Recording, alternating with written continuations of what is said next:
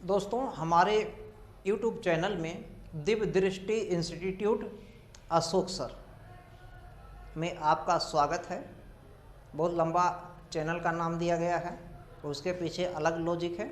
चूँकि विस्तार में पढ़ रहे हैं, हमारी दृष्टि सामान्य नहीं होनी चाहिए, हमारी दृष्टि दिव्य दृष्टि होनी चाहिए, तभी आप यूपीएससी या पीसीएस क्रैक कर सकते हैं। सामान्य दृष्टि पर नहीं। कोई अगर फेंक रहा है कि हल्का फुल्का 2 महीने 6 महीने में पढ़ने पे हो जाएगा, 6 महीने पढ़ने पर कोई यूपीएससी नहीं निकाल सकता, कहिए लिख के दे दें। पीसीएस नहीं निकाल सकता। 6 महीने में क्या 3 महीने में निकाल सकता है? जिसका पहले से बेस मजबूत है, पहले से सब तैयारी कर रखा है, घर पे ही पूरा सब के सब किताब ऑथेंटिक किताब पढ़ रखा है पहले से ही, वो 3 महीने में निकाल सकता है। और नहीं तो साल भर 6 महीने में नहीं निकलेगा, जिसका कुछ तैयारी नहीं है। तो विस्तार में पढ़ना होगा, और विस्तार में पढ़ने के लिए हमने कोचिंग का नाम रख दिया बहुत लंबा, दिव्य दृष्टि इंस्टीट्यूट अशोक सर। हमको दृष्टि यहाँ से देखना, यहाँ से देखने का मतलब पूरा का पूरा जितने उसके आयाम हैं, सब के सब आयामों को समझना है, उसको फैला देना है, उसका विकेंद्रीकरण कर देना है, तब स्थितियों को समझ पाएंगे। कॉन्सेप्ट समझना है, जब तक पूरा का पूरा विस्तार में विधिवत उसके कॉन्सेप्ट को नहीं समझेंगे क्लियर नहीं होगा। तो इसीलिए हमारा जो टॉपिक्स लाए हैं, अरबों के आक्रमण के पूर्व भारत की स्थिति क्या थी। तो आप इतना जान रहे हैं कि अरबों के आक्रमण के समय भारत की स्थिति क्या थी। इसके पहले हम बताने के पहले एक विनम्र निवेदन करेंगे आप सबसे। यदि हमारे YouTube चैनल पर आप नए हैं तो हमारे चैनल को सब्सक्राइब कर दीजिए और लाइक कर दीजिए। ये हमारा रिक्वेस्ट है, हमारा विनम्र निवेदन है। चैनल को सब्सक्राइब कर दीजिए और लाइक कर दीजिए। ओके, तो अरबों के आक्रमण के समय भारत की स्थिति क्या थी, तो आप सुने होंगे। सबसे पहले देखिए, अगर हम चचनामा की बात करते हैं, चचनामा का मतलब होता है फतेहनामा। फतह नामा। ये इसका लेखक कौन है स्पष्ट नहीं है, अभी तक अज्ञात है, लेकिन 1226 ईस्वी में इसका अनुवाद किया गया। और अनुवाद किसने किया है? 1236 ईस्वी में अबूबकर कूफी ने इसका अनुवाद किया है। तो ये मूलतः अरबी भाषा में लिखा गया था। जब अबूबकर कूफी ने इसका अनुवाद किया तो फारसी भाषा में अनुवाद किया। तो इससे हमको भी इतिहास के बारे में जानकारी होता है, मध्यकालीन इतिहास के बारे में, और ख़ास करके जो है अरबों के आक्रमण के बारे में। और ये जो अरबों का आक्रमण होता है, ये सिंध प्रांत पर अरबों के आक्रमण के बारे में जानकारी देता है। तो इसके पहले भारत की स्थितियाँ क्या थी, और भी पुस्तक मिलेंगे, है ना।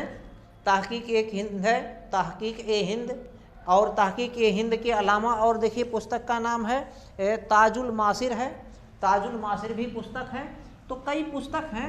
तो इन पुस्तकों के आधार पर हम देखते हैं, विवरण देखते हैं कि भारत की स्थिति क्या था। अब अगर ये हम देखते हैं, भारत है हमारा, भारत है, देखिए भारत का मैप बहुत बढ़िया हम नहीं बना पा रहे हैं भैया, तो इसके लिए क्षमा प्रार्थी हैं।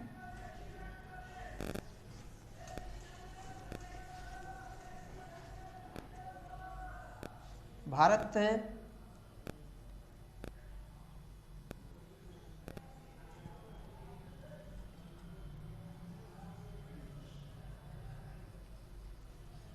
चलिए जो भी है, तो ये भारत में देखिए इसके आक्रमण के समय, जब अरबों का आक्रमण होता है, क्या नाम है, मोहम्मद बिन कासिम का, इसके बाद मोहम्मद बिन कासिम के बाद में आते हैं, क्या नाम इनका, महमूद गजनवी है। महमूद गजनवी के बाद मोहम्मद गोरी आते हैं,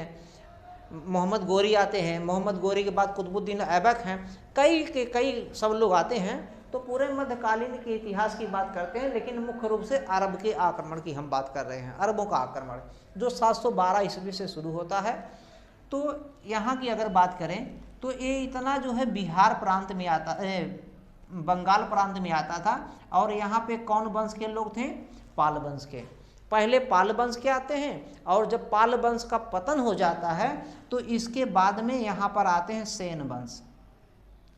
पहले पाल वंश आते हैं और बाद में सेन वंश। हालांकि ये दोनों बौद्ध धर्म को मानने वाले थे, किस धर्म को मानने वाले थे? बौद्ध धर्म को। अगर यहाँ की बात करें तो यहाँ पर देखिए चोल वंश है। कौन सा वंश है? चोल वंश है। और यहाँ पे अगर बात करें तो ये कठियावाड़ है, यहाँ पे चौलुक्य वंश है। चौलुक का मतलब इसी को चालुक्य कहते हैं, और ये सोलंकी भी लिखा जाता है, सोलंकी वंश, चौलुक्य वंश। ये वाला जो पार्ट है ये चालुक्य है, चालुक्य वंश है। इसको भी चालुक्य लोग बोल देते हैं, अपनी भाषा में समझने के लिए चालुक्य कह देते हैं, जबकि ये चौलुक्य है और ये चालुक्य है, फिर भी यहाँ पे लोग चालुक्य कह देते हैं। आप केसी श्रीवास्तव की किताब देखेंगे, बहुत मोटी किताब आती है, तो उससे स्पष्ट हो जाएगा चौलुक्य और चालुक्य में क्या डिफरेंस है। यहाँ पे अगर बात करेंगे तो यहाँ पे देखिए कश्मीर राज्य था, और यहाँ पे अगर बात करेंगे तो देखिए यहाँ पे गढ़वाल है, गढ़वाल है। इसके पहले देखिए यहाँ पे जो था, इसके पहले यहाँ पर एक कन्नौज एक राज्य हुआ करता था, कन्नौज। कन्नौज की अगर वर्तमान में बात करेंगे, कन्नौज जो है एक वर्तमान में जिला है उत्तर प्रदेश में। कानपुर से थोड़ा सा पश्चिम साइड में जाएंगे, लखनऊ उत्तर प्रदेश की राजधानी है। लखनऊ से दक्षिण में जाएंगे आपको मिलेगा उन्नाव, और उन्नाव के जस्ट बगल में सटा हुआ है कानपुर, और कानपुर से ठीक पश्चिम में है कन्नौज। कन्नौज इस समय जो है छोटा सा जिला है, और इत्र नगरी, खुशबू नगरी के लिए जाना जाता है। इसी कन्नौज को पहले महोदय श्री कहा जाता था, महोदय श्री कहा जाता था। इसी कन्नौज को कई बार एग्जाम में पूछा गया है, महोदय श्री। अब देखिए जो बुंदेलखंड वाला क्षेत्र है, ये बुंदेलखंड की अगर क्षेत्र की बात करेंगे तो इसी का नाम था जेजाक भुक्ति, जेजाक भुक्ति, जेजाक भुक्ति। ये किसका नाम था? बुंदेलखंड का। बुंदेलखंड का पहले नाम क्या था? बुंदेलखंड, इसका नाम था जेजाक भुक्ति। और यहीं पे देखेंगे परमार वंश, यहाँ पे कौन थे? जेजाक भुक्ति में चंदेल वंश के लोग शासन कर रहे थे, चंदेल वंश के लोग शासन कर रहे थे। किस वंश के लोग शासन कर रहे थे? दिख नहीं रहा है, चलिए यहाँ पे लिख देते हैं चंदेल वंश, चंदेल वंश। तो जेजाक भुक्ति है, जेजाक भुक्ति माने बुंदेलखंड हो गया है। जेजाक भुक्ति का पहले नाम, बुंदेलखंड का पहले नाम क्या था? जेजाक भुक्ति। ये भुक्ति शब्द आपको मिलेगा, अभी हम आगे बताएंगे भुक्ति क्या होता है। यहाँ पे अगर देखेंगे तो यहाँ पे देखेंगे क्या नाम है? प्रतिहार वंश है, प्रतिहार वंश है। ये जो प्रतिहार वंश है ये गुर्जरों की एक शाखा थी, इसलिए इसको गुर्जर प्रतिहार भी कहते हैं। गुर्जर की ये शाखा थी, इसलिए इसको गुर्जर प्रतिहार कहते हैं। और यहीं पे देखेंगे, यहाँ पे एक मिलेगा आपको, यहाँ पर मिलेगा परमार वंश। कौन सा वंश मिलेगा? परमार वंश। और यहीं पे देखेंगे कलचूरी वंश मिलेगा, कलचूरी वंश मिलेगा यहाँ पर। क्लियर है? तो और यहाँ पे अगर यहाँ की बात देखेंगे, दिल्ली और अजमेर का शाकंभरी का जो क्षेत्र देखेंगे, दिल्ली अजमेर शाकंभरी का क्षेत्र देखेंगे, यहाँ पे जो थे चाहमान वंश थे, चाहमान। चाहमान माने होता चौहान, सही है क्या? चाहमान। लेकिन उसको चौहान ज़्यादातर लोग बोलते हैं, चौहान ज़्यादा कहा जाता है, तो सही है चाहमान, चाहमान। चाहमान वंश कहिए या चौहान वंश, दोनों एक ही है, जबकि सही है चाहमान। ज़्यादातर लोग लिखते हैं चौहान। बहुत सी चीज़ लोग अशुद्ध भी लिखते हैं, जैसे लोग कहते हैं मेहनत मेनहत, लोग शुद्ध अशुद्ध करते हैं, तो मेहनत जो है शुद्ध है और मेनहत जो है अशुद्ध है। चिन्ह, चिन्ह, चिन्ह ये शुद्ध है और लोग अशुद्ध कर देते हैं, चिन्ह कह देते हैं। बहुत से लोग अशुद्धियाँ बोल देते हैं। तो ये चौलुक्य है, ये चालुक्य। ये चाहमान, चाहमान को लोग चौहान कहते हैं। और यहाँ का जो प्रतापी राजा था पृथ्वीराज तृतीय, पृथ्वीराज चौहान, पृथ्वीराज चौहान को ही पृथ्वीराज तृतीय कहा जाता है। और इसी को राय पिथौड़ा कहा गया है। क्या कहा गया है? राय पिथौड़ा। ये चौहान वंश का यानी कि चहमान वंश का सबसे प्रतापी राजा था। और एक गढ़वाल वंश है और एक कन्नौज पहले था। कन्नौज में हर्षवर्धन का जब मृत्यु हो जाता है, यहाँ पे कौन थे, हर्षवर्धन थे। ये 606 ईस्वी में गद्दी पर बैठते हैं और 647 में इनका मृत्यु हो जाता है, 647 में तो इनका मृत्यु हो जाता है। इनके मृत्यु के बाद में कन्नौज में त्रिकोणी संघर्ष जो है शुरू हो जाता है, यानी कि 3 लोग युद्ध करते हैं। ये सब प्राचीन इतिहास के पार्ट है, उसमें देखे होंगे। तो ये जो आप पढ़ रहे हैं अरबों के आक्रमण के पूर्व भारत की स्थितियाँ क्या थी, तो यह स्थिति में दिख रहा है। ये स्थिति जो दिख रहा है ये राजनैतिक ढांचा है। इसमें इनके आक्रमण के जो हमको स्थिति देखना है, तो इसमें पहला स्थिति जो मिलता है एक है राजनीतिक ढांचा। क्या है, राजनीतिक ढांचा, राजनीतिक दशा। भारत की राजनीतिक दशा क्या थी यह जानना है।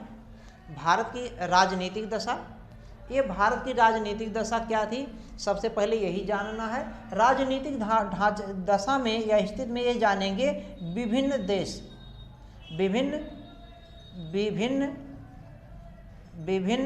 राज्य मतलब विभिन्न देश, विभिन्न राज्य जानेंगे या विभिन्न देश हैं। ये विभिन्न राज्य कौन कौन थे इनके बारे में हमने एक संक्षिप्त अभी मैपिंग करा दिया है। अब विभिन्न राज्य के अलावा जो है राजनीतिक ढांचा में एक एक करके दूसरा जानेंगे, ये जो विभिन्न राज्य थे इनकी जो है स्थितियाँ क्या थी, इनका जो है चलाने का शासन प्रबंध क्या था। इनके शासन प्रबंध को हम जानेंगे। किसको जानेंगे, इनके शासन प्रबंध को। तो इतना तो स्क्रीनशॉट लीजिए, हम फिर हटा देते हैं। यहाँ तक कौन कौन कहाँ पर हैं अपना फ़ोटो खींच लीजिए या स्क्रीनशॉट लीजिए। ओके ठीक। तो यहाँ तक आप जान ही चुके हैं। तो सबसे पहले हम जानेंगे कि इनका जो राजनीतिक दशा क्या था। दूसरा जानेंगे, दूसरे नंबर पे जानेंगे, ये पहले नंबर पे हो गया। दूसरे नंबर पे इनका हम जो है शासन प्रबंध जानेंगे। शासन प्रबंध कैसा था यह जानेंगे। तीसरे नंबर पे हम जानेंगे इनकी धार्मिक स्थितियाँ क्या थी, धार्मिक स्थितियाँ, धार्मिक दशा क्या था। तीसरे नंबर के साथ में हम चौथे नंबर पे जानेंगे सामाजिक स्थिति क्या थी, सामाजिक दशा क्या था। तो ये हमको जानना है कि अरबों के आक्रमण के पहले राजनीतिक स्थितियाँ क्या थी, शासन प्रबंध क्या था, धार्मिक और सामाजिक। अब देखिए एक एक करके अगर हम राजनीतिक स्थिति की बात करते हैं तो राजनीतिक स्थिति में देखेंगे पहले नंबर पे अगर हम देखते हैं राजनीतिक में, अगर पहला हम राज्य अभी कश्मीर उठाए थे, कश्मीर में देखिए राज दुर्लभ थे। कश्मीर में एक राजा थे और उन राजा का नाम था, क्या नाम था, उन राजा का नाम था राज दुर्लभ वर्धन, कहिए दुर्लभ वर्धन। एक दुर्लभ वर्धन जो थे ये कहाँ पे थे, कश्मीर के राजा थे, शासक थे। कहाँ के शासक थे, कश्मीर के। और इन्होंने हिंदू वंश की स्थापना किया था। हिंदू वंश मतलब ये किस वंश से थे, कारकोट वंश के थे। कारकोट वंश की स्थापना किया था। कारकोट वंश से के थे कश्मीर में कारकोट वंश के थे। अभी हमने कश्मीर को दिखा दिया है, कश्मीर के। और ये हिंदू वंश में दुर्लभ थे। और इसी कश्मीर में ही देखिए इन्हीं के वंशज में कई लोग हुए हैं। एक प्रतापदित्य हुए हैं, प्रतापदित्य। ये प्रतापदित्य ने क्या किया है, प्रतापपुर को बसाया है। प्रतापपुर को बसाया है प्रतापदित्य ने। और इसी के प्रसिद्ध जो दो और इसी में हुए हैं, इनका एक का नाम है ललितादित्य मुक्तापीड। ललितादित्य मुक्तापीड एक हैं, ये सबसे ज़्यादा प्रतापी राजा हैं। और दूसरे जो हैं ललितादित्य मुक्तापीड, और दूसरे हैं जयापीड, जयापीड विनयादित्य, और दूसरे एक हैं जयापीड विनयादित्य, जयापीड विनयादित्य, विनयादित्य। ये दो प्रसिद्ध हैं, जयापीड विनयादित्य, एक ए और एक ए, ये दो सबसे ज़्यादा प्रतापी राजा हैं। इनमें भी सबसे ज़्यादा अगर बात करते हैं तो ललितादित्य सबसे ज़्यादा, ललितादित्य मुक्तापीड सबसे ज़्यादा प्रतापी राजा हैं। ये अरबों के आक्रमण के समय की स्थिति की बात हो रही है, जम्मू कश्मीर में है। इन्होंने ही जम्मू कश्मीर में बहुत प्रसिद्ध मंदिर बनवाया था। जम्मू कश्मीर में यही ललितादित्य ने ही जम्मू कश्मीर में, जम्मू तब नाम नहीं था, कश्मीर ही नाम था। ललितादित्य मुक्तापीड ने कश्मीर में एक बहुत प्रसिद्ध मंदिर बनवाया था, वो सूर्य का मंदिर, भगवान सूर्य का। इसका नाम है मार्तंड का सूर्य मंदिर, मार्तंड का सूर्य मंदिर। तो ये सब पूछे गए हैं, जितना हम बता रहे हैं ये सब पूछे गए हैं एग्जाम में, कोई ऐसा नहीं। देखिए इसमें हमने बताया ना कि यही जो ललितादित्य मुक्तापीड हैं, ललितादित्य मुक्तापीड जो है, यही जो है कश्मीर में मार्तंड का सूर्य मंदिर, प्रसिद्ध मार्तंड का सूर्य मंदिर बनवाए हैं। कौन? ललितादित्य मुक्तापीड ने। और यही इतना ही नहीं, अगर इनकी बात करें तो ललितादित्य मुक्तापीड ने, इन्होंने कन्नौज के राजा जो थे यशोवर्मन को भी 740 ईस्वी में पराजित करके जो है अपने साम्राज्य में मिला लिया था। इन्होंने ही, ललितादित्य मुक्तापीड ने ही अरबों को पराजित किया था, अरबों को पराजित किया था।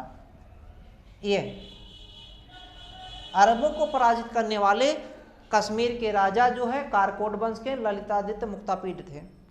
इसके साथ इन्होंने और क्या किया था, ये तिब्बत को भी जीत लिया था। तिब्बत, हालांकि इस समय तिब्बत जो है संप्रभु देश नहीं है, चीन के कब्जे में है, चीन का गुलाम एक हिसाब से बना हुआ है, इसलिए तिब्बत की संप्रभुता इस समय नहीं है। लेकिन उस समय की बात थी तो ललितादित्य मुक्तापीड ने तिब्बत को भी जीत लिया था। यही इतना नहीं, अपने इर्द गिर्द के जो क्षेत्र थे उनको भी, कुछ क्षेत्रों को ललितादित्य मुक्तापीड ने मिला करके अपने साम्राज्य में कर लिया था। तो ये उस समय की राजनीतिक स्थिति में थी कि जम्मू कश्मीर, अगर जम्मू कश्मीर की बात करते हैं तो जम्मू कश्मीर में यह शासन था। जम्मू कश्मीर को अगर हम हटा देते हैं, मान लीजिए, तो इतना तो समझिएगा आ गया होगा। तो जम्मू कश्मीर के बाद में अगर हम बात करते हैं, जम्मू कश्मीर के बाद में दूसरा अगर हम देखते हैं तो जो शाकंभरी का बात है इंडिया में, जो भी है, तो ये यहाँ पर अजमेर है, कौन सा है? अजमेर, और शाकंभरी, शाकंभरी, शाकंभरी मतलब जो दिल्ली का क्षेत्र है और अजमेर का क्षेत्र है, दिल्ली भी लिख सकते हैं, दिल्ली, अजमेर और शाकंभरी का क्षेत्र। यहाँ पर जो है चौहान वंश के लोग थे, और चौहान वंश में सबसे प्रतापी राजा कौन थे? राय पिथौड़ा, राय पिथौड़ा। ये राय पिथौड़ा कौन है? राय पिथौड़ा पृथ्वीराज चौहान का उपनाम है, पृथ्वीराज चौहान। पृथ्वीराज चौहान कौन है? जो पृथ्वीराज तृतीय हैं वही, यही पृथ्वीराज तृतीय। इनके बगल में था कन्नौज का जो क्षेत्र था, गहड़वाल वंश।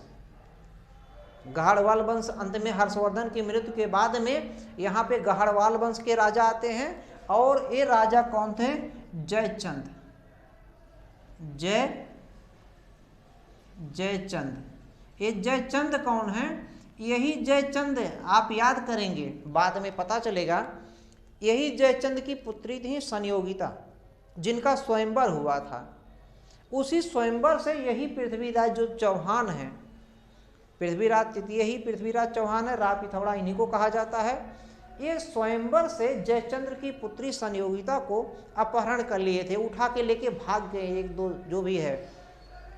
इसीलिए जब पृथ्वीराज चौहान का मोहम्मद गोरी का आक्रमण देखेंगे तराइन के मैदान में, तराइन का पहला युद्ध होता है 1191 में और दूसरा युद्ध होता है 1192 में।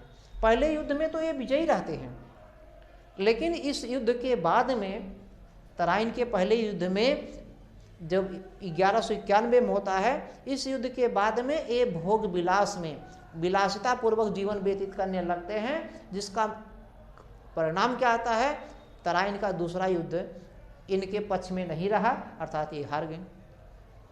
और जो पहले युद्ध में, तराइन के युद्ध में हारा हुआ व्यक्ति था मोहम्मद गोरी, वो 1 साल के अथक प्रयास के बाद में जो है इनको जो है उसी मैदान में हरा देता, पटक देता है। तो आप कहानी का मतलब समझ ही गए होंगे। विलासिता पूर्वक जीवन जो है, जितने इतिहास में पढ़ेंगे, जितने इतिहास में जिन वंशों का जो है पतन हुआ है, साम्राज्य का नाश हुआ है, वो शासकवाद के शासक जो आयोग आए हैं, निकम्मे आए हैं, विलासी पूर्वक मुख्य रूप से जीवन व्यतीत करने वाले शासक रहे हैं, जिससे उसमें जो है कुछ अच्छाई नहीं रह गया, सब जो योग्यता था सब चला गया और अंत में वो विनाश के कगार पे पहुंच गए हैं। तो ये भी, हाँ, यदि ये जो है पृथ्वीराज चौहान, ये दूसरा जो है तराइन का जो युद्ध होता है 1192 में तराइन के मैदान में, अगर ये जीत जाते हैं तो भारत में संभवतः हिंदू एक सम्राट होता, हिंदू एक राज्य होता, साम्राज्य होता, और मुस्लिम जो है जो आने वाले थे हो सकता नहीं आ सकते थे, रोका जा सकता था, क्योंकि सभी जितने उस समय राजपूत थे या जो भी छोटे बड़े राज्य थे, उनमें सर्वाधिक शक्तिशाली यही थे और एक हिंदू राज्य थे। तो एक इनका ये हो गया साकम भरी का जो अजमेर दिल्ली वाला क्षेत्र है। दूसरा हम यहाँ पे चर्चा करते हैं, इसको हटा दिया जाए भैया। दूसरा क्या स्थिति था, ये राजनीतिक ढांचा में अगर देखते हैं तो दूसरा क्या था, यहाँ पे देखिए अगर बात करते हैं, ये पाल वंश है, पाल वंश है, तो यहाँ पर पाल वंश थे, पहले पाल आते हैं, फिर पाल के पतन के बाद में आते हैं कौन, सेन वंश आते हैं। अब चाहे पाल वंश की हो चाहे सेन वंश, पाल वंश जो था ये भी बौद्ध था, और जैन जो सेन था ये भी बौद्ध था। हालांकि इनके आक्रमण के समय जो है जो बौद्ध धर्म है, कौन धर्म है, बौद्ध, यहाँ पे बौद्ध धर्म का औन्नत्य था। बौद्ध धर्म उतना विकास नहीं कर रहा था जितना कि जैन धर्म विकास कर रहा था, और ख़ास करके जैन धर्म दक्षिण भारत में ज़्यादा प्रफुल्लित था, ज़्यादा बढ़ रहा था, ये ज़्यादा विकास कर रहा था, ज़्यादा विकास जैन धर्म। दक्षिण भारत में बात करें, उत्तर भारत में बौद्ध धर्म था, लेकिन वो भी ज़्यादा विकास के मार्ग पे नहीं था। ये दोनों लोग बौद्ध धर्म को मानने वाले थे, पाल जो है और जो है सेन वंश। इसका जो प्रतापी राजा देखिए, देवपाल होते हैं, धर्मपाल भी होते हैं। धर्मपाल विक्रमशिला विश्वविद्यालय की स्थापना करते हैं, और यही पाल वंश जो है गोपाल के द्वारा लाया गया था 750 ईस्वी में। क्यों लाया गया था आगे हम देखेंगे। तो यहाँ पे पाल वंश था, और पाल वंश का जो कट्टरता था, यानी कि दोनों में जो टकराव होना था, इस प्रकार का टकराव, तो पाल के पास में यहाँ पे एक जो है एक वंश था, इसका नाम था प्रतिहार वंश। प्रतिहार वंश, ये जो प्रतिहार वंश था, इसके पहले अभी हम बता दिए हैं मैप से, ये प्रतिहार गुर्जरों का एक शाखा था, इसलिए इसको गुर्जर प्रतिहार कहते हैं। और इसी का प्रतापी जो राजा था मिहिर भोज, इसी का प्रतापी राजा मिहिर भोज था, गुर्जर प्रतिहार का। और पाल का जो था देवपाल, इन दोनों में टकराव होता था, चलता नहीं था, यानी कि आपस में वैमनस्य रहता था। तो यही इतना नहीं, इधर में अगर आप बात करेंगे इधर में, तो यहाँ पे देखेंगे ये चालुक वंश है, ये हो गया ना। तो ये जो कठियावाड़ का क्षेत्र है, कठियावाड़, इसकी राजधानी अनहिलवाड़ या पाटन या कहिए नाहरवाड़ा, तो अनहिलवाड़ ज़्यादा प्रसिद्ध है, इसकी राजधानी था। अनिहलवाड़ा, अनिहलवाड़ा। तो ये कठियावाड़ में आता है, कठियावाड़ का ये था। इसको पाटन के भी नाम से जाना जाता है और इसको जो है नाहरवाला के भी नाम से जाना जाता है। ये राजधानी है, भैया राजधानी है। तो यहीं पर देखिए यहाँ पे चालुक्य वंश है, चालुक्य जिसे कहते हैं, और ये सोलंकी के भी नाम से प्रसिद्ध है। किस नाम से प्रसिद्ध है? सोलंकी, सोलंकी वंश के नाम से भी प्रसिद्ध है। यहीं पर देखिए यहाँ पे जब महमूद गजनवी की अगर बात करते हैं, महमूद गजनवी ने जब यहाँ पे सोमनाथ मंदिर पर आक्रमण किया था, उस समय यहाँ का शासक भीम प्रथम था और महमूद गजनवी की आक्रमण के भय से अपना पूरा राजधानी छोड़ दिया था सेना सहित। और महमूद गजनवी ने और उसके सैनिकों ने दिल खोल कर अनिहलवाड़ को लूटा, सोमनाथ मंदिर को दिल खोल कर लूटा। और फिर उसके बाद में जब देखिए मोहम्मद गोरी आते हैं, मोहम्मद गोरी यहाँ पे आते हैं, तो यहाँ का शासक जो रहता है मूलराज द्वितीय रहता है, मूलराज द्वितीय। और मूलराज द्वितीय का जो छोटा भाई है भीम द्वितीय, और भीम द्वितीय जो है जा करके मोहम्मद गोरी को हरा देता है पहली बार। और मोहम्मद गोरी किसके नेतृत्व के साथ काम करते हैं? उनकी जो विधवा माँ थी, विधवा माँ के साथ में थी, विधवा माँ के साथ में जो है भीम द्वितीय थे। और भीम द्वितीय कहिए या मूलराज द्वितीय कहिए, है तो मूलराज द्वितीय राजा, लेकिन जो है नेतृत्व करने जा रहे हैं, यानी कि लड़ने जा रहे हैं भीम द्वितीय, उनके छोटे भाई हैं मूलराज द्वितीय के। तो इसलिए मूलराज द्वितीय कहा जा सकता है या भीम द्वितीय कहा जा सकता है, दोनों कह सकते हैं। तो इन्होंने पहली बार मोहम्मद गोरी को हराया था। मोहम्मद गोरी अगर हारा है तो पहली बार यहीं से हारा, फिर ये तीसरे युद्ध में होता है, अभी आगे जब मोहम्मद गोरी का युद्ध पढ़ेंगे वहाँ मिलेगा। और यही हार के बाद में मोहम्मद गोरी अपना रास्ता मार्ग बदल देता है और तब जाकर के पंजाब से होकर के जाकर के आता है भारत में। और यदि यहीं पे पृथ्वीराज बताए नहीं, पृथ्वीराज चौहान को सब लोगों ने साथ दिया होता दूसरे युद्ध में, दूसरे युद्ध में पृथ्वीराज चौहान का सब लोग साथ दिए होते और नहीं आ पाते तो समझ लीजिए चले जाते। तो ये स्थितियाँ थी। यहाँ पे अगर बात करेंगे तो यहाँ पे चालुक्य वंश है। यहाँ पर भारत के जो महाराष्ट्र वाला क्षेत्र है, तो यहाँ पर आज महाराष्ट्र ना, तो उस समय ये चालुक्य वंश का राज्य था। अगर यहाँ की बात करेंगे तो चोल वंश है। तो इस तरीके से कई वंश थे। यहाँ पे देखिए असम जो था, असम जो है, असम में बाद में 300 वर्ष तक मलेच्छों ने शासन किया है। यहाँ पे 300 वर्ष असम पर जो है, असम पर शासन किया है। असम का पहले नाम क्या था? कामरूप। तब उस समय कामरूप के नाम से जाना जाता था और 300 वर्षों तक जो है मलेच्छों ने शासन किया। अब हमारे कहने का मतलब जो इसकी सामाजिक ढांचा, राजनीतिक जो ढांचा थी, राजनीतिक ढांचा में यही निकल के आ रहा है कि भारत छोटे छोटे राज्यों में बटा हुआ था और सभी राज्य स्वतंत्र देश के रूप में कार्य कर रहे थे और सभी में समान, अगर किसी के सामने विपद आ जाए, आपदा आ जाए, तो भी वो एक दूसरे का साथ नहीं देते थे। इसका मतलब उनमें केंद्रीय सत्ता का अभाव था, उनमें जन जागरूकता की भी कमी थी, सैनिक शक्तियों में भी कमी थी, कई इत्यादि इस प्रकार से कारण दिखते हैं जो राजनीतिक विफलता को दिखाता है। और यही राजनीतिक विफलता ही जो है इनके सभी के पतन का मुख्य कारण होता है। और बाहरी शक्तियाँ अर्थात अरब के लोग जो है यहाँ पर आकर के आक्रमण करके जीत लेते हैं। ये तो राजनीतिक ढांचा। अब हम दूसरा देखेंगे, बहुत शार्ट में देख रहे हैं, चूँकि बहुत लिखना भी नहीं है, उतना ही जानना है जितना हमारा प्री और मेंस निकल जाए, इंटरव्यू हो जाए। चूँकि हमको इस पर स्पेशलिस्ट नहीं बनना है, स्पेशलिस्ट बनने के लिए और ज़्यादा डीपली किताब से हमने कॉन्सेप्ट बता दिया है। दूध से सब क्रीम निकाल के दे दिया, भैया आप ये क्रीम है ले लीजिए, बाकी जो दूध बचा है, दूध का पानी जो बचा, पानी फेंक दीजिए और क्रीम पूरा अपने पास ले लीजिए, क्रीम हमने दे दिया है। अब हम इसमें देखेंगे सामाजिक ढांचा क्या था, सामाजिक दशा क्या था जब ये आक्रमण किए उस समय समाज में। देखिए अगर हम महिला की बात करें, महिलाओं की स्थिति सबसे ज़्यादा देखना है दयनीय रहा है समाज में।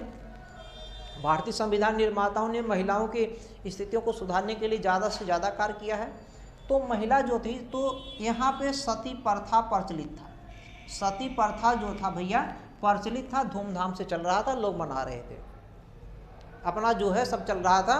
सती प्रथा मतलब सभी बताने की आवश्यकता नहीं, भानुगुप्त के एरण अभिलेख से सबसे पहले सती प्रथा का परिणाम मिलता है। इसका मतलब वहीं से शुरू होता है या उसके पहले रहा होगा, प्रमाण वहीं से मिलता है।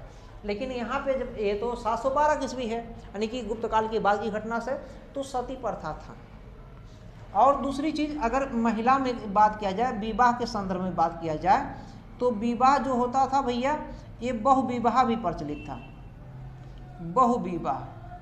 बहुविवाह माने होता है ना, ज़्यादा से ज़्यादा विवाह कर सकते हैं, लेकिन स्त्रियां जो हैं, महिलाएं केवल एक ही विवाह कर सकती थी, एक ही विवाह। पुरुष कई विवाह कर सकता है। अब कहानी का मतलब समझ गए होंगे, समझाने की आवश्यकता नहीं है। पुरुष बहुविवाह प्रथा प्रचलित था। बहुविवाह मतलब कई विवाह हो सकते थे, लेकिन महिला केवल एक ही विवाह कर सकती थी। और खास करके जो है सती प्रथा भी प्रचलित था। और क्या समाज में था? समाज में देखिए अंतर जाति विवाह नहीं होता था। अंतर जातीय विवाह जो था नहीं था। अंतर जाति विवाह नहीं था, अर्थात निषिद्ध था। अंतर जाति विवाह निषिद्ध है। लेकिन आज वर्तमान में हम देखते हैं, यहीं पे अगर अपडेट करना चाहें, अंतर जाति विवाह अब कुछ बढ़ गया है। 2011 की डाटा के अनुसार अगर देखा जाए 5 कुछ है, तो लगभग 6% जो है अंतर जाति विवाह हो रहा है। 5 कुछ है, लगभग 6% 2011 के डाटा के अनुसार अंतर जाति विवाह भारत में हुए हैं। अब इस अंतर जाति विवाह के होने का मुख्य कारण है शिक्षा। शिक्षा क्या हुआ है? बढ़ा है। शिक्षा क्या है? शिक्षा में वृद्धि हुआ है। शिक्षा में वृद्धि हुआ है। शिक्षा के साथ साथ रोजगार में भी वृद्धि हुआ है। रोजगार में भी वृद्धि हुआ है। रोजगार के साथ साथ नौकरी की अगर बात करें, नौकरी में भी वृद्धि हुआ, लोग नौकरी में भी आगे हैं। व्यवसाय की अगर बात करें, व्यवसाय में भी वृद्धि हुआ है ना। तो शिक्षा है, रोजगार है, नौकरी है, या कोई अन्य जन जागरूकता में भी जो है वृद्धि हुआ। जन जागरूकता में। और अगर कहें कि जो सामाजिक आडंबर था, आडंबर जो है एक कम हुआ है। तो कई ऐसे कारण हैं जिनसे जो अंतरजातीय विवाह में वृद्धि हुआ। अंतरजातीय विवाह का मतलब होता है एक ही धर्म में दो जातियों में विवाह नहीं हो सकता। दो जातियों में विवाह, धर्म एक हो, हिंदू धर्म है या इस्लाम या जैन कोई भी है, बौद्ध है, जो भी है, ईसाई है, लेकिन एक ही धर्म के दो जातियां हैं, दो जातियों में विवाह नहीं होना, ये रोग अभी भी है, सामाजिक तौर पर रुका हुआ है। फिर भी जो है इनके माध्यम से जो है, अगर आप चाहते हैं कि अंतरजातीय विवाह को बढ़ावा मिले, तो सबसे पहले शिक्षा सबसे ज़्यादा जरूरी है। पुरुष की शिक्षा तो है ही, महिला की भी शिक्षा ज़्यादा जरूरी है। महिला सशक्तिकरण पे, महिला साक्षरता पर भी जोर देने की आवश्यकता है। भारत सरकार जोर दे रही है, लेकिन केवल भारत सरकार के जोर देने से कहने से कुछ नहीं होगा। जब तक पब्लिक खुद उसमें नहीं करेगा, अमल नहीं करेगा। आम आदमी अमल नहीं कर रहा, सिटी में भी नहीं उतना है। लोग कहते हैं, बात अलग है, सिटी में भी अभी उतना नहीं है, और गाँव में तो बहुत कम है। इस पे अमल करने की आवश्यकता, ज़्यादा से ज़्यादा शिक्षा होगा तो रोजगार बढ़ेगा, व्यवसाय बढ़ेगा, नौकरी होगा, जन जागरूकता आएगा, आडंबर ढोंग जो है, कुरीतियाँ वो दूर होंगी। तो उससे बेमेल विवाह नहीं हो पाएगा। अंतरजातीय विवाह होने से जो है, जब इस प्रकार का होगा तो जो बेमेल विवाह हो जाते थे, तो बेमेल विवाह होने से रुक जाएगा। नहीं, बेमेल विवाह होने से लोगों की लाइफ थोड़ा सा सही नहीं चल पाता है। तो बाकी बताने की आवश्यकता नहीं, ये सामाजिक स्थितियाँ थी। और क्या हो सकता है सामाजिक स्थिति में? अगर सामाजिक स्थिति में इतना जानेंगे तो देखिए एक चीज़ और जानिए, छुआछूत भी था इसमें। एक चीज़ तो सामाजिक में देखेंगे, इसमें छुआछूत भी बहुत था। उस समय छुआछूत था, इसीलिए वो चला आ रहा था तब से लेकर ना। क्यों छुआछूत था?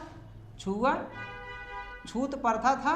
और क्यों था? क्योंकि जाति जो व्यवस्था थी, जाति व्यवस्था और दृढ़ हो गई थी और मजबूत हो गई थी। जाति व्यवस्था क्या थी, और मजबूत और दृढ़ हो गई थी, मजबूत हो गई थी, इसीलिए छुआछूत बढ़ गया था। और तब से लेकर चल ही रहा था। इसीलिए 1947 में जब देश हमारा स्वतंत्र होने के स्थिति में आ गया है और जब संविधान बन रहा था, तो अनुच्छेद 17 जब देखेंगे, आर्टिकल 17 अस्पृश्यता का अंत, यानी कि अनुच्छेद 17 में जो है अस्पृश्यता का अंत, यानी कि छुआछूत का अंत कर दिया जाएगा। अब ये नहीं चलेगा, समाप्त हो जाएगा। और उस पर संसद ने कानून बना दिया, अस्पृश्यता निवारण अधिनियम 1955 में, अस्पृश्यता निवारण अधिनियम 1955। तो ये समझ में आ गया, ये सामाजिक दशा था उस समय अरबों के आक्रमण के समय। अब दूसरा हम देखेंगे, दूसरा क्या भैया, दूसरा है धार्मिक दशा क्या था। धार्मिक, देखिए धार्मिक दशा तब भी वही था, आज भी वही है। बहुत सी चीज़ें हैं धार्मिक दशाओं में। धार्मिक दशा में हमको जानना है क्या क्या था। धार्मिक दशा में कुछ है नहीं, ये तो हम तो बता ही दिए हैं हल्का फुल्का, कि भारत में जो पाल वंश है और जो सेन वंश है, पाल के बाद में सेन आया है, सब पहले पाल है फिर सेन है, ये दोनों बौद्ध धर्म को मानते थे, है ना।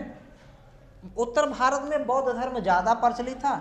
बौद्ध धर्म जो है कहाँ ज़्यादा था, उत्तर भारत में, उत्तर भारत में ज़्यादा चल रहा था बौद्ध धर्म। दक्षिण भारत की अगर बात करें, दक्षिण भारत में जैन धर्म था, जैन धर्म। उत्तर भारत में बौद्ध धर्म, दक्षिण भारत में जैन धर्म। लेकिन ये जो था उत्तर भारत में था तो, लेकिन ये अवनति पर था, इनके आक्रमण के समय अवनत, यानी कि पीछे था, विकास नहीं कर रहा था, धीमा गति था। जबकि दक्षिण भारत में जो जैन धर्म था, इसका बोलबाला था, तीव्र गति से चल रहा था बोलबाला। और हिंदू धर्म की बात करें तो हिंदू धर्म तो था ही, हिंदू धर्म सबसे ज़्यादा शक्तिशाली था उस समय। हिंदू धर्म ज़्यादा से ज़्यादा था हिंदू धर्म, और ये शक्तिशाली था। तो बहुत ज़्यादा नहीं लिखना है, इतना तो जान ही जाइए। तो ये धार्मिक स्थितियाँ नहीं, बहुत ज़्यादा नहीं, हमने इतना बता दिया है। अब हम इस पे जानेंगे कि शासन व्यवस्था क्या था, ये जरूरी बहुत ज़्यादा है। शासन व्यवस्था क्या था।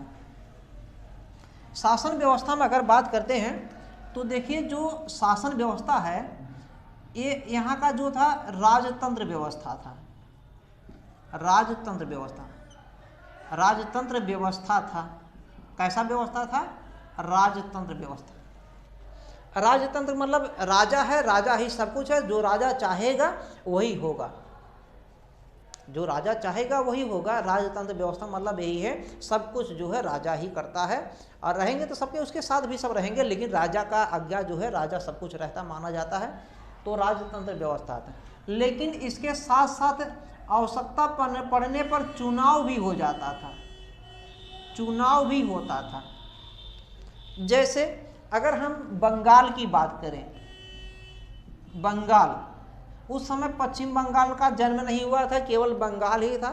ये तो देश के बंटवारे के समय जो है पश्चिम बंगाल और पूर्वी बंगाल होता है, तो उस समय बंगाल ही था। काफ़ी दूर तक बंगाल में बिहार और सब क्षेत्र मिला करके था। तो बंगाल में जैसे वहाँ का शासक था शशांक, कौन सा था शासक था, शशांक। ये जो शशांक था, इसके समय अराजकता फैल गया था, बहुत ज़्यादा अशांति, अराजकता, अराजकता माने अशांति बहुत ज़्यादा हो गया था। और वहाँ की जनता जो है इस शासक से बहुत ज़्यादा ऊब चुकी थी, कष्ट में थी, दुख दर्द में थी, पीड़ा में थी।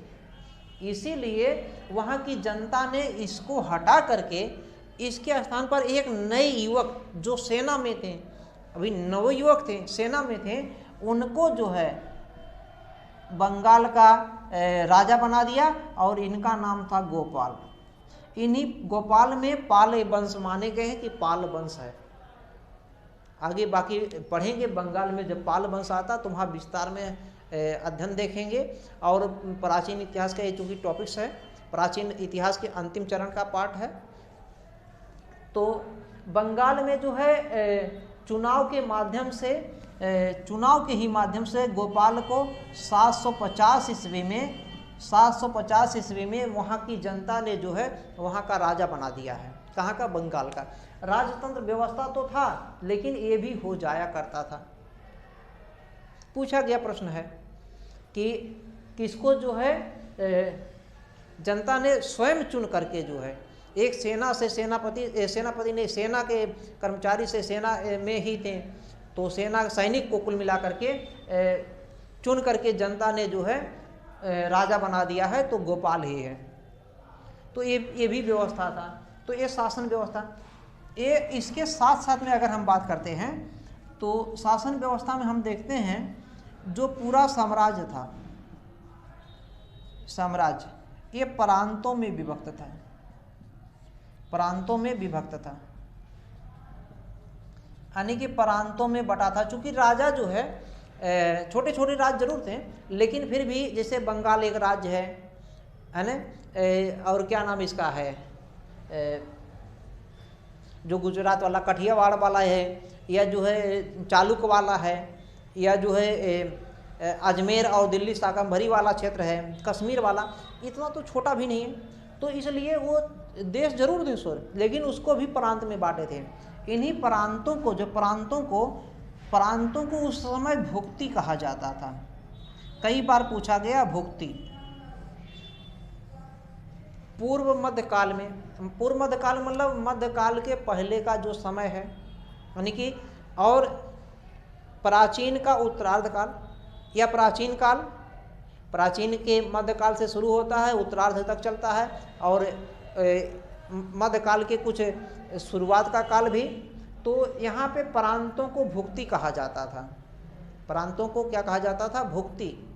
पूछा गया जैसे जेजाक भुक्ति, जैसे भुक्ति में हम देखेंगे जेजाक भुक्ति, जेजाक भुक्ति अभी बताया है। जेजाक भुक्ति पूछा भी गया है कई बार, हर एग्जाम में पूछा जाता है, ज़्यादातर ऊपर वाले एग्जामों में ज़्यादा पूछे जाते, पीसीएस समीक्षा अधिकारी और जैसे एग्जामों में आईएएस में भी।